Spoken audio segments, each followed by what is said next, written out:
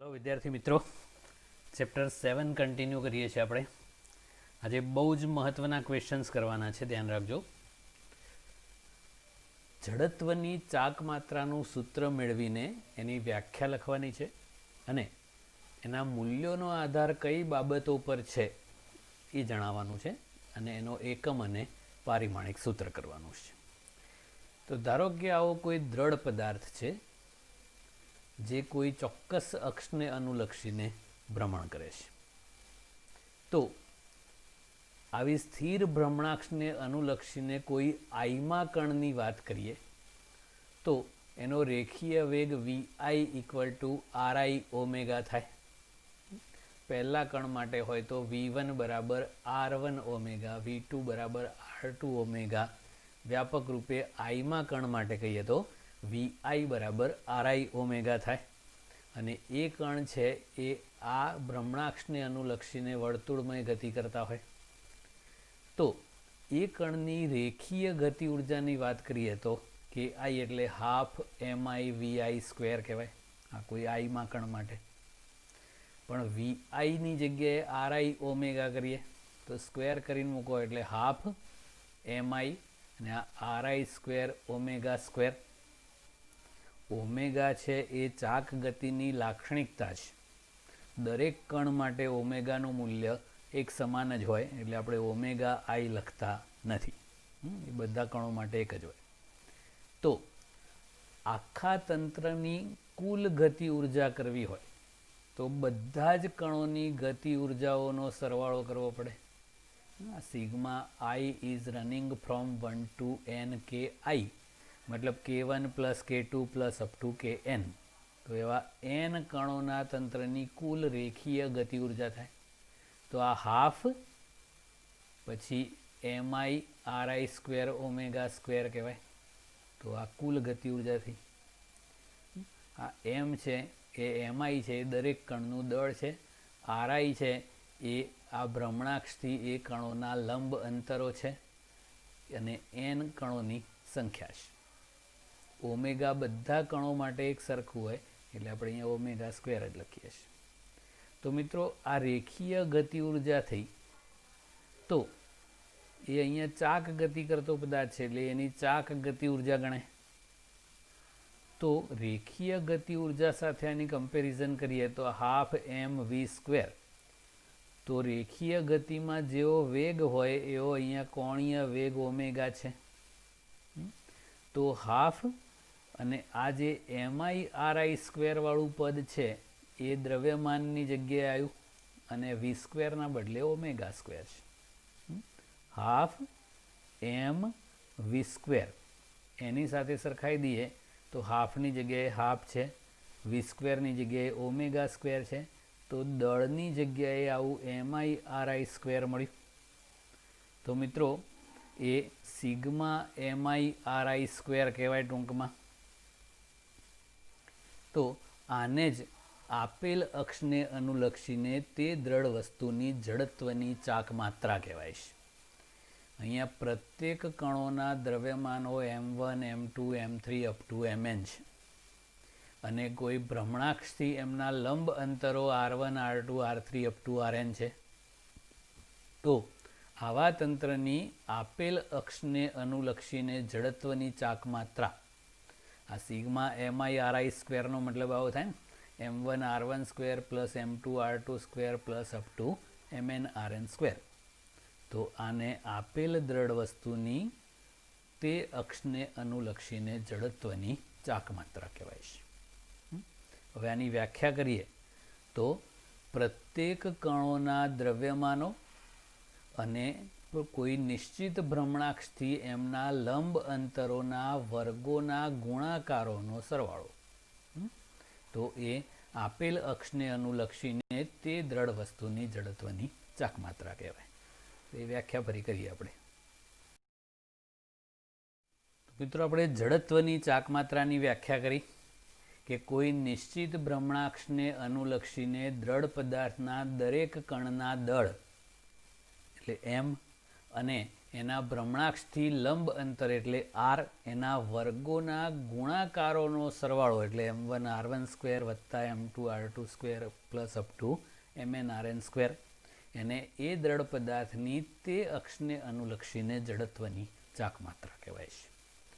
હવે જડત્વની ચાકમાત્રા કોની પર આધાર રાખે તો એ અક્ષની સ્થિતિ પર. એક જ દ્રઢ વસ્તુ હોય એને એક કરતાં વધારે અક્ષો લઈ શકાય, તો એ જેવી અક્ષ એવી એની જડત્વની ચાકમાત્રા. તેના નમન ઉપર એટલે એ અક્ષ છે એ કેટલી ઢળતી છે, મતલબ અક્ષની પસંદગી પર, એ પદાર્થના દળ, પછી એનો આકાર, કદ, અને અહીંયા એકચ્યુઅલી આ બધાનું અક્ષને અનુલક્ષીને દ્રવ્યમાનનું વિતરણ મહત્વનું છે. તો દ્રવ્યમાન વિતરણ અક્ષથી જેટલું વધુ દૂર હોય એટલું પેલા R1, R2, Rnના મૂલ્યો મોટા હોય એટલી એની જડત્વની ચાકમાત્રા વધુ હોય, અને દ્રવ્યમાન વિતરણ અક્ષની જેટલું નજીક હોય એટલી જડત્વની ચાકમાત્રા ઓછી હોય. ઓકે, હવે જડત્વની ચાકમાત્રા છે એ કોણીય વેગ ઓમેગાના મૂલ્યથી સ્વતંત્ર છે, મતલબ કે ઓમેગા પર આધારિત નથી. ઓમેગાને આપણે દ્રઢ વસ્તુની ચાક ગતિની લાક્ષણિકતા કહીએ છીએ. તો એ દરેક કણ માટે એક સમાન હોય અને જડત્વની ચાકમાત્રા ઓમેગા પર આધારિત નથી. અચ્છા, રેખીય ગતિમાં દળનું જે મહત્વ છે એ દ્રવ્યમાન છે એ જડત્વ કહેવાય છે, ઇનર્શિયા. એવી જ રીતે અહીંયા જડત્વની ચાકમાત્રા છે એ ચાક ગતિના સંદર્ભમાં જડત્વ છે. એટલે આનો મતલબ શું થાય કે જેમ બહુ ભારે પદાર્થ હોય એને ખસેડવા માટે આપણે બહુ વધારે પડતું બળ લગાડવું પડે, એવી જ રીતે અહીંયા જેની જડત્વની ચાકમાત્રા વધારે હોય એને ભ્રમણ આપવા માટે વધારે ટોર્ક લગાડવું પડે. ઉદાહરણ તરીકે આપણે એક સાયકલનું ટાયર લો અને એક ટ્રકનું ટાયર લો, તો સાયકલના ટાયરને આપણે એમ ફેરવવું હોય તો બહુ આસાનીથી ફરી જાય છે, કારણ કે એને ઓછું ટોર્કની જરૂર છે, કારણ કે એની જડત્વની ચાકમાત્રા ઓછી હોય. ટ્રકનું ટાયર હોય એની જડત્વની ચાકમાત્રા વધારે હોય એટલે એને આપણે ભ્રમણ આપવું હોય તો બહુ જ ટોર્ક લગાડવું પડે. એટલે ટૂંકમાં રેખીય ગતિમાં દળને જડત્વ કહેવાય છે અને ચાક ગતિમાં જડત્વની ચાકમાત્રાને જડત્વ કહેવાય છે. ઓકે,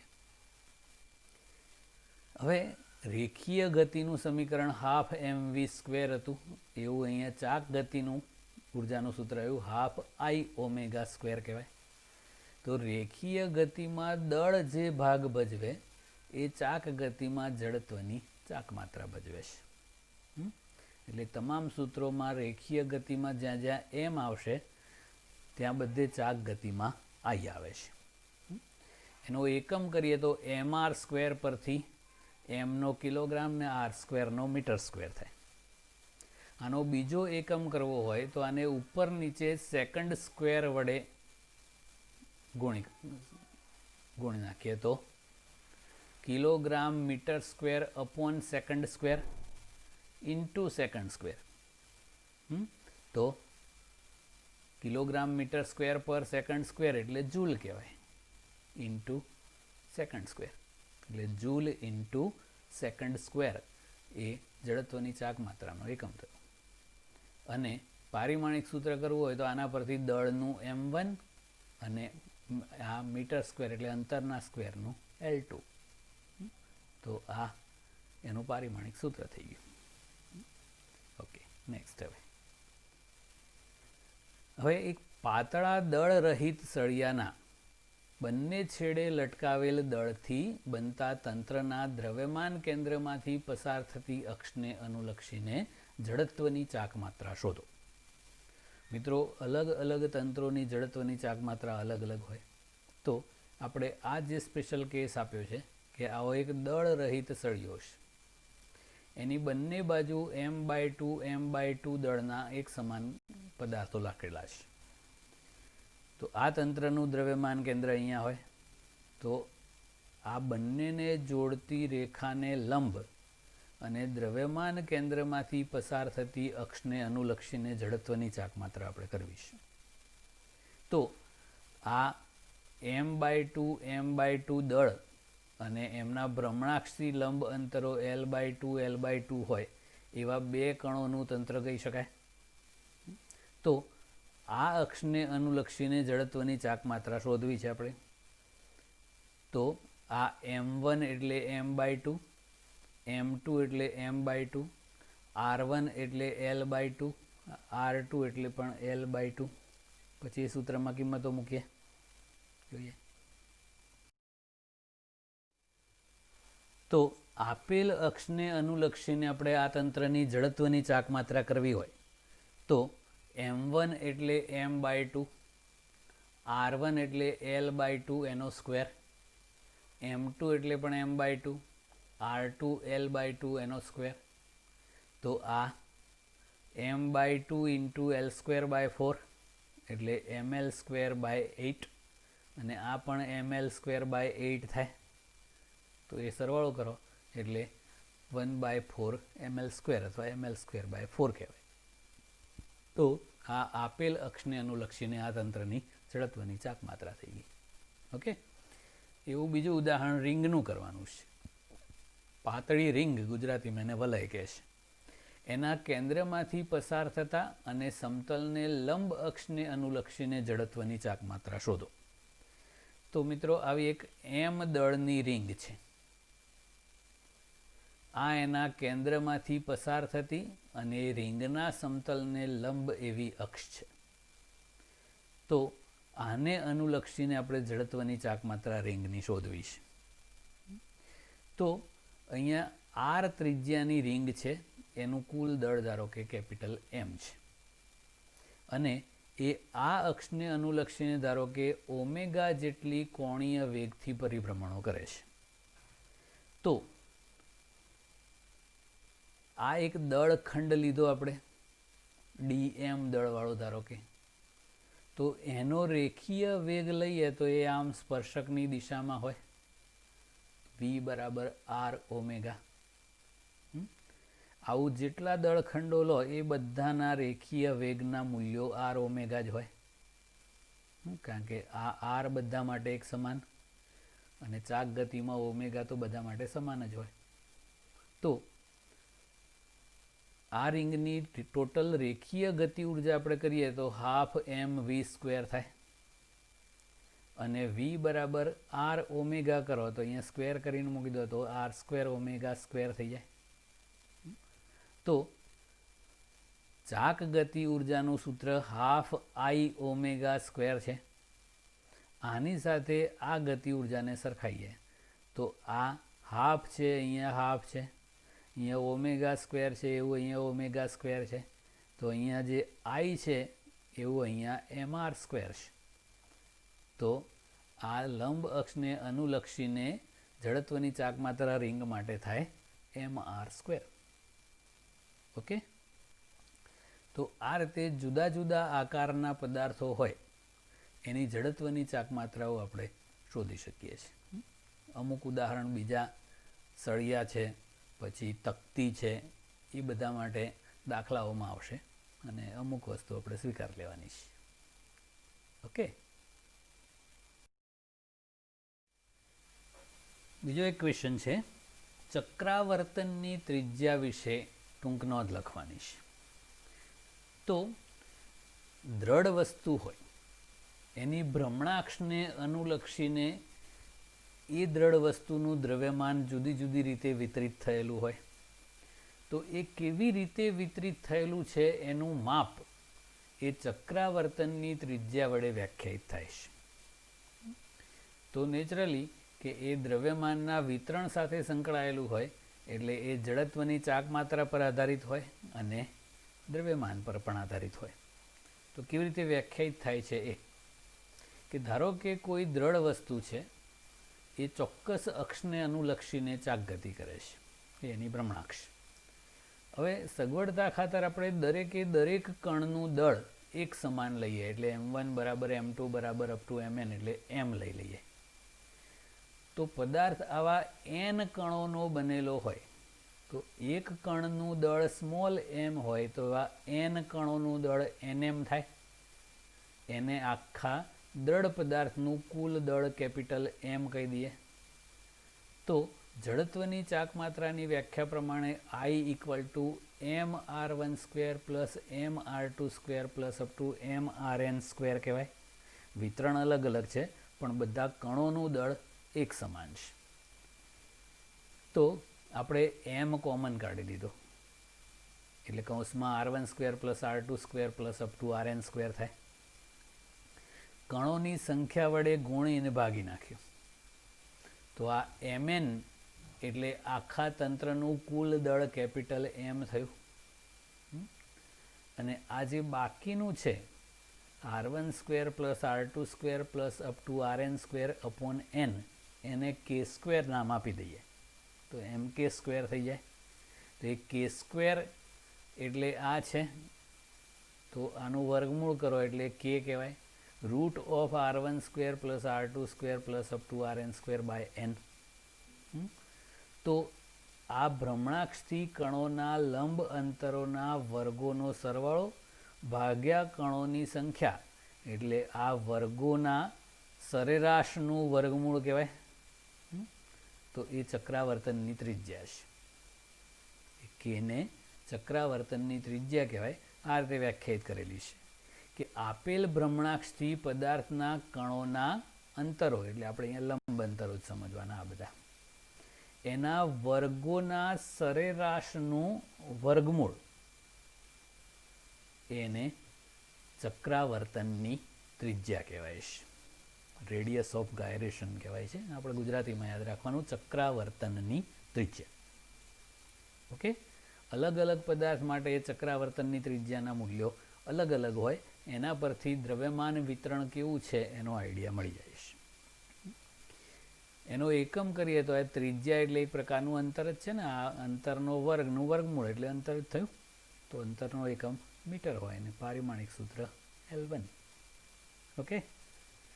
હવે આપણે બે બહુ જ મહત્ત્વના પ્રમેયો કરવાના છે પણ આ 2021માં આને સિલેબસમાંથી ડિલીટ કરેલા છે પણ સમજવા જરૂરી છે કારણ કે સૌથી મહત્ત્વનો પોઈન્ટ જ કાપી નાખ્યો છે. બહુ ઉપયોગી છે, ધ્યાન રાખજો. લંબ અક્ષનું પ્રમેય અને સમાંતર અક્ષના પ્રમેયો કરવાના છે. પહેલાં લંબ અક્ષ પ્રમેયની આપણે વાત કરીએ તો લંબ અક્ષોનું પ્રમેય છે એ સમતલીય પદાર્થોને જ લાગુ પડે છે. આવી પ્લેટ જેવું હોય ને એને એ સમતલીય પદાર્થને ઇંગ્લિશમાં લેમિના કહેવાય છે.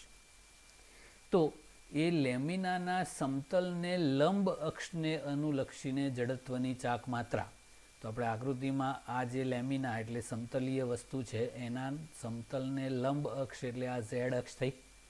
તો એને અનુલક્ષીને જડત્વની ચાક માત્રાને આપણે IZ કહીએ. તો એ કેટલી હોય છે તો એ લેમિનાના સમતલમાં સ્થિત એવી બે લંબ અક્ષોને અનુલક્ષીને જડત્વની ચાક માત્રાઓના સરવાળા જેટલી હોય. તો આ જે સમતલીય વસ્તુ છે એના સમતલમાં બીજી બે અક્ષો હોય x અક્ષ અને y અક્ષ. ધારો કે x અક્ષને અનુલક્ષીને જડત્વની ચાક માત્રા Ix છે અને y અક્ષને અનુલક્ષીને જડત્વની ચાક માત્રા Iy છે. તો આ લંબ અક્ષોના પ્રમેય પ્રમાણે IZનું મૂલ્ય કેટલું હોય તો આ Ix અને Iyના સરવાળા જેટલું એટલે કે IZ equal to Ix plus Iy. આ સમતલને લંબ અક્ષને અનુલક્ષીને જડત્વની ચાક માત્રા અને આ બંને છે સમતલમાં રહેલી અક્ષોને અનુલક્ષીને જડત્વની ચાક માત્રા છે. ઓકે. તો આ થયું લંબ અક્ષ પ્રમેય. આની મર્યાદા શું કે માત્ર સમતલીય પદાર્થોને જ લાગુ પડે, ઘન પદાર્થોને નહીં. હવે બીજું સમાંતર અક્ષ પ્રમેય જોઈએ. હવે સમાંતર અક્ષોનું પ્રમેય કરીએ. આ કોઈ પણ ઘન વસ્તુને પણ લાગુ પડે, બધાને લાગુ પડે છે.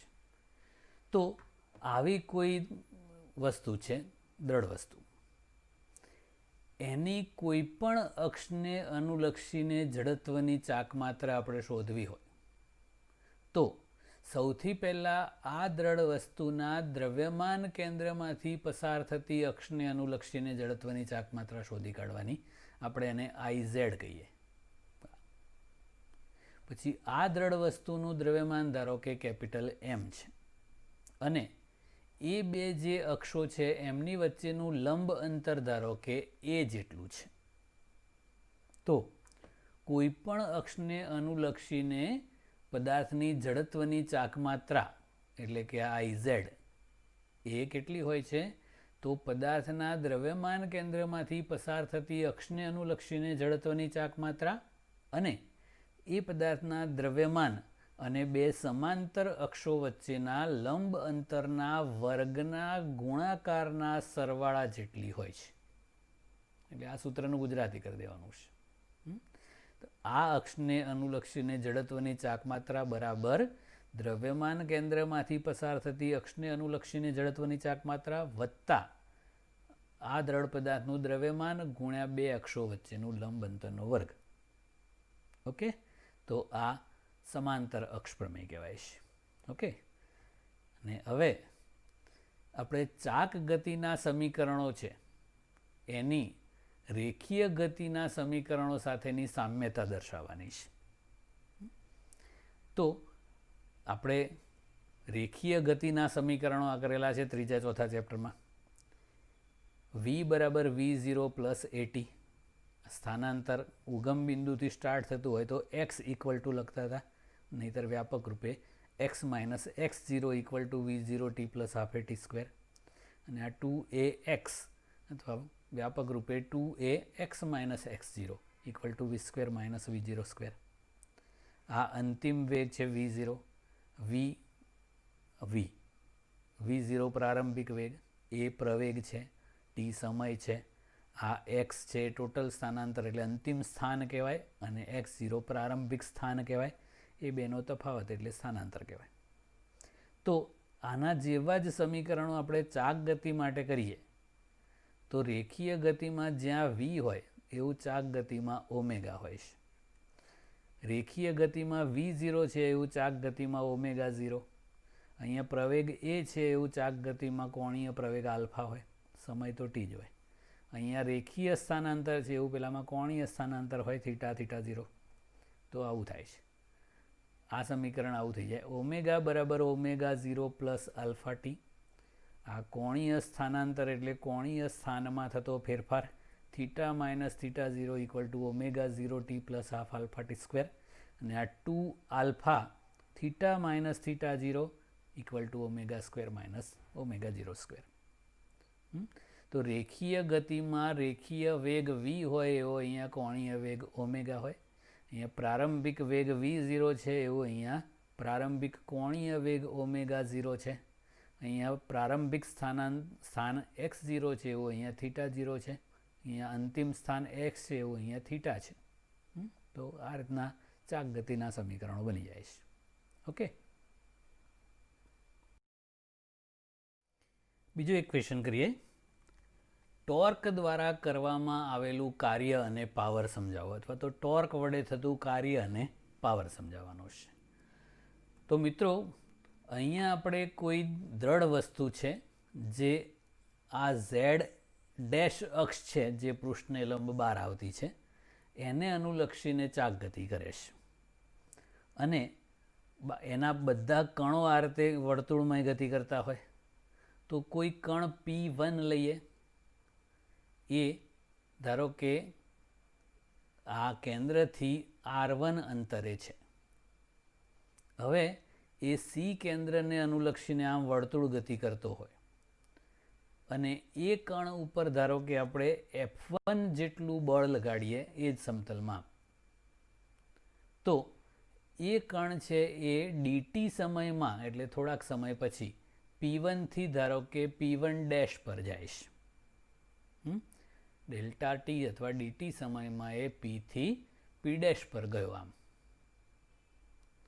તો આ જે P1 ડેશ છે એ એનું રેખીય સ્થાનાંતર કહેવાય ds1, અને આ જે ખૂણો બન્યો આ P1 ડેશ CP1 આટલો ખૂણો એ એનું કોણીય સ્થાનાંતર કહેવાય d થીટા. તો રેખીય સ્થાનાંતર ds1 આપણે શોધવું હોય તો ખૂણો બરાબર ચાપ ભાગ્યા ત્રિજ્યા કરો, તો આ ચાપ થાય, આ ખૂણો થાય, અને આ R1 છે એ ત્રિજ્યા થાય. તો આ DS1 છે એ ચાપ છે, તો ત્રિજ્યા ગુણ્યા ખૂણો, ત્રિજ્યા R1 છે અને ખૂણો d થીટા છે. તો આ રેખીય સ્થાનાંતર કહેવાય, અને આ d થીટા છે એ કોણીય સ્થાનાંતર કહેવાય.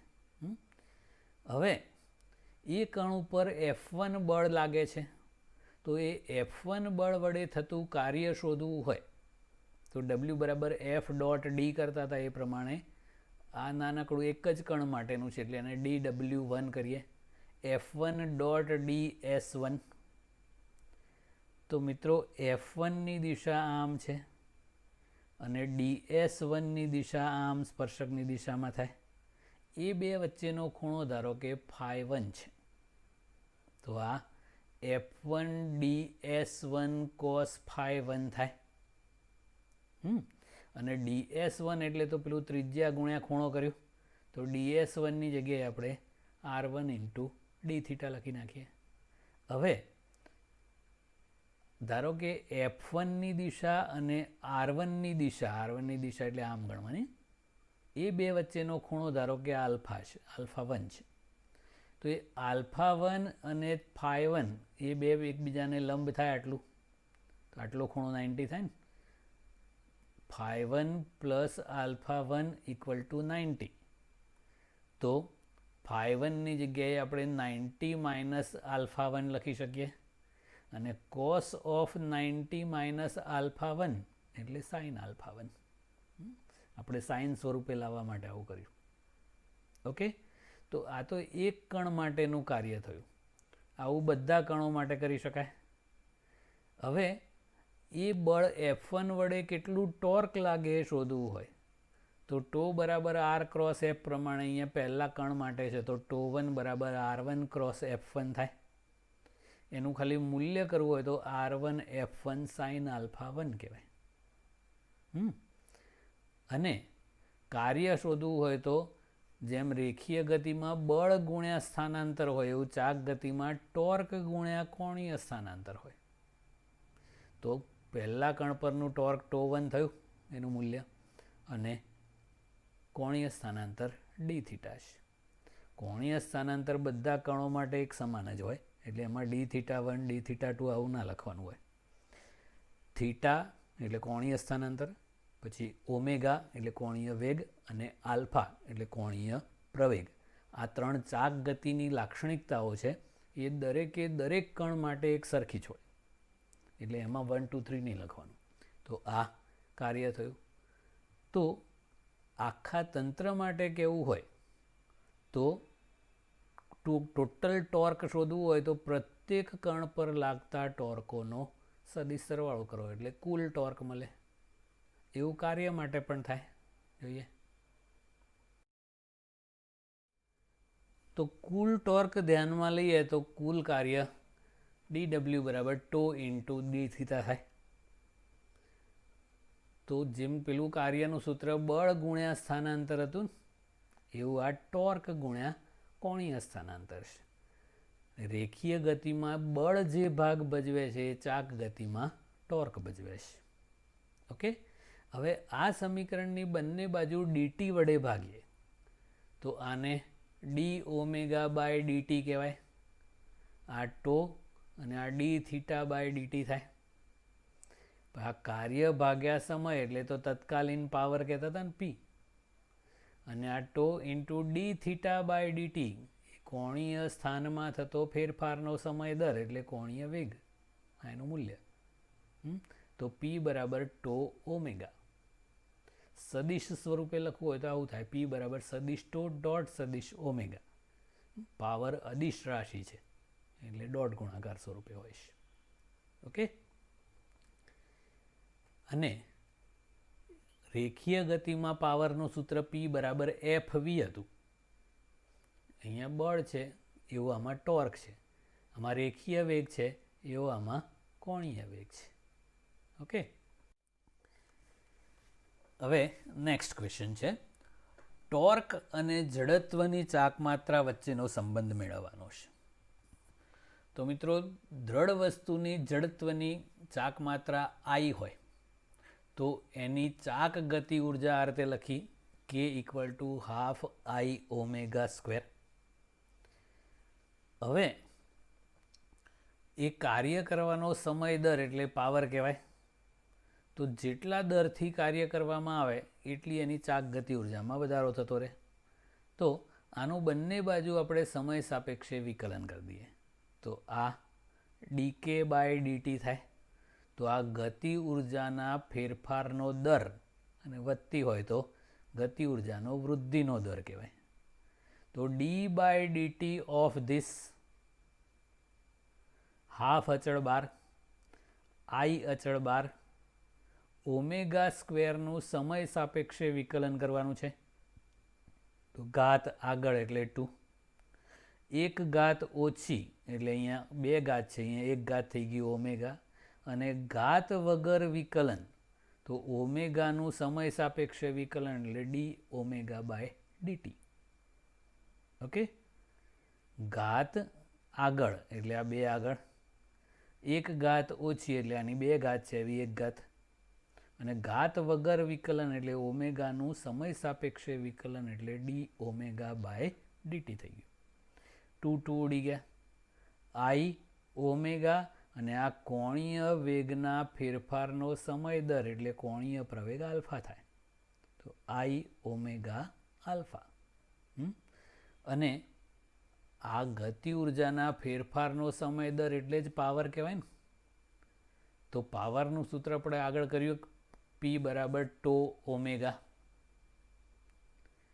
તો આ ગતિ ઉર્જાનો ફેરફારનો દર પણ પાવર કહેવાય. તો આ પાવર અને આ પાવર બે સરખાઈ દેવાય. તો અહીંયા ઓમેગા છે, અહીંયા ઓમેગા છે. તો અહીંયા ટોર્ક છે એની જગ્યાએ અહીંયા I આલ્ફા છે. તો આ ટોર્ક અને જડત્વની ચાક માત્રાનો સંબંધ થઈ ગયો τ = I આલ્ફા. રેખીય ગતિના સમીકરણ F = ma જોડે સામ્યતા ધરાવે. રેખીય ગતિમાં બળ જે ભાગ ભજવે એ ચાક ગતિમાં ટોર્ક ભજવે છે. રેખીય ગતિમાં દળનું જે મહત્વ છે એવું ચાક ગતિમાં જડત્વની ચાક માત્રાનું છે.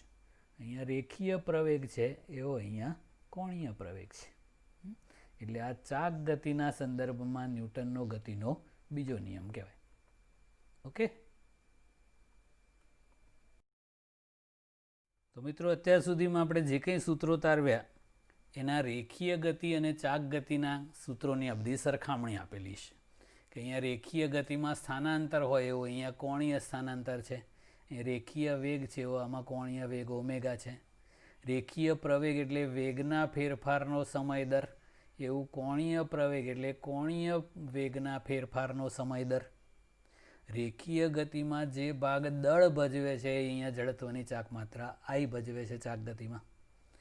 રેખીય વેગમાન P = mv હોય એવું કોણીય વેગમાન L = I ઓમેગા છે. અને બીજું સૂત્ર R×P પણ છે. પછી રેખીય ગતિમાં ન્યૂટનનો ગતિનો બીજો નિયમ F = ma સ્વરૂપે લખાય છે એવો અહીંયા τ = I આલ્ફા સ્વરૂપે લખાય છે. બીજું સૂત્ર R×F પણ છે. અહીંયા ન્યૂટનનો ગતિનો બીજો નિયમ રેખીય ગતિમાં F = dp/dt છે એવો અહીંયા ટોર્ક બરાબર કોણીય વેગમાનના ફેરફારનો સમય દર dL/dt છે. રેખીય ગતિ ઉર્જા ½ mv² હોય એવું ચાક ગતિ ઉર્જા ½ I ઓમેગા સ્ક્વેર છે. અહીંયા કાર્ય F.d કહેવાય એવું અહીંયા કાર્ય τθ છે. રેખીય ગતિમાં પાવર P = fv હોય એવું ચાક ગતિમાં P = τ ઓમેગા છે. અને આ 3 સમીકરણો રેખીય ગતિના ચાક ગતિના કર્યા. પેલું ચોથું કરવું હોય તો પણ કરાય. અહીંયા હતું ને x અથવા d = v + v0/2 × t એવું આમાં લખવું હોય તો θ = ઓમેગા + ω0/2 × t આવું પણ થઈ જાય. ઓકે, એટલે આ બધી સમરી છે, આ યાદ રાખવાનું. Okay, that's it. આજે આટલું.